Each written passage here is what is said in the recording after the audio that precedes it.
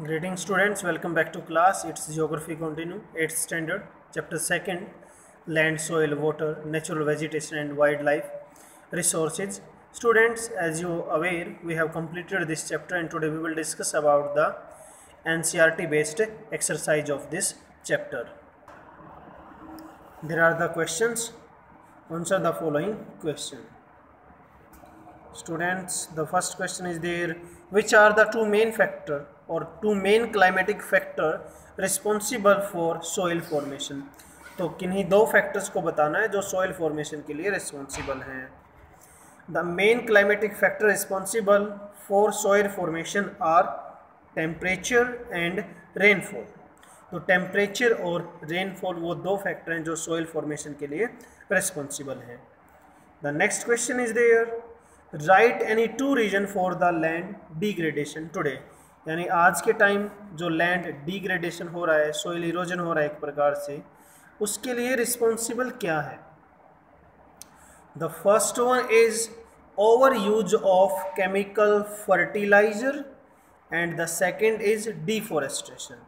Then overuse of a chemical fertilizer and the deforestation is responsible for the land degradation. The next is, why is land considered an important resource? Land को हम एक important resource के तौर पर क्यों देखते हैं? The land is considered an important resource because it can be put to use various purposes, बहुत सारे पर्पज़ यानी काम के लिए या जगह पर इसको हम यूज कर सकते हैं. बहुत सारे इसके यूज हैं. There are the many uses of land like agriculture, forestry, mining, road construction. इस तरीके से हम लैंड को यूज कर सकते हैं. The next is there, name any two steps that government has taken to conserve plants and animals. यानी plants और एनिमल को सेव करने के लिए गवर्नमेंट ने क्या क्या स्टेप्स लिए हैं? Two major steps taken by the government to protect and conserve the plants and animals and national vegetations are. First one is national park, wild life sanctuary, biosphere reserves are made to protect our natural vegetation and wild life. तो national park, wild life sanctuary और biosphere reserves बनाए गए हैं ताकि natural vegetation और wild life को save किया जाए, प्रोटेक्ट किया जाए. Awareness programme like social forestry and the free plantation और वन महोत्सव को भी जो है ऑर्गेनाइज किया गया है to conserve the forest a valuable natural resource. तो हम इस तरीके से बोल सकते हैं अवेयरनेस प्रोग्राम स्टार्ट किए गए हैं, जैसे कि वन महोत्सव है और नेशनल पार्क और वाइल्ड लाइफ सेंचुरी और बायोस्फीयर रिजर्व्स भी बनाए गए हैं.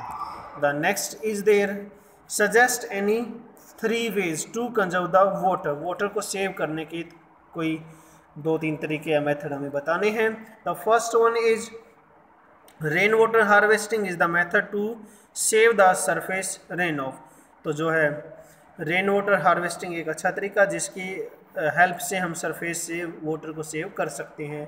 Next, the canal use for irrigation should be properly lined to minimise the losses by water seepage. तो जो कैनाल बनाई गई उनको अच्छे तरीके से मेंटेन किया जाए, कहीं उसकी लीकेज नहीं होनी चाहिए. And in dry region with the rates of evaporations drip of trickle irrigation is recommended.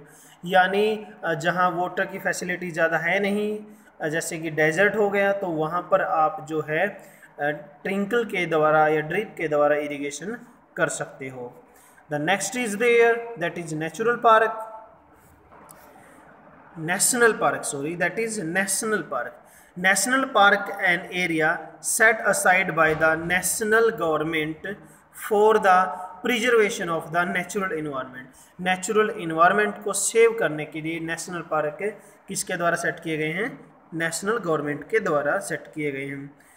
The next is wild life sanctuary. Wild life sanctuary is an area where animal habitats and their surroundings are protected from any sort of disturbance. यानी उस area को किसी disturbance से away रखा गया है, दूर रखा गया है, उनके हैबिटेट को कोई नुकसान न पहुंचाया जाए, ऐसा जो एरिया होगा उसको हम वाइल्ड लाइफ सेंचुरी बोलते हैं.